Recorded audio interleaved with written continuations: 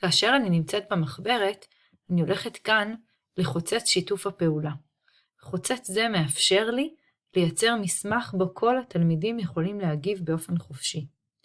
אני בוחרת כאן את המקצוע הנכון, כמובן שאני יכולה להוסיף כאן את כל מקצועות הלימוד ולכולם לייצר שטח שיתוף פעולה, ותחת אותו מקצוע מייצרת עמוד עם נושא,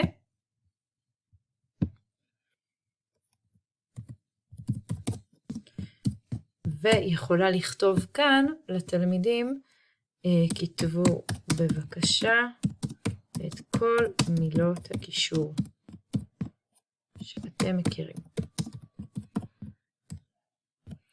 מאותו רגע, הדף הזה יופיע גם אצל התלמידים, הם יוכלו לראות אותו, ופשוט להיכנס כאן ולכתוב בעצמם בתיבת טקסט נפרדת. כמובן שאני אוכל לראות ליד הטקסט שתלמיד כתב, מי כתב אותו. יהיה כתוב לי שם התלמיד. כמובן שיש לי אפשרות לייצר כאן בהוספה גם טבלה או כל דבר אחר בו אני רוצה שהילדים יכתבו, וכך לייצר סדר בתוך השיתופיות שאני מנסה ליצור.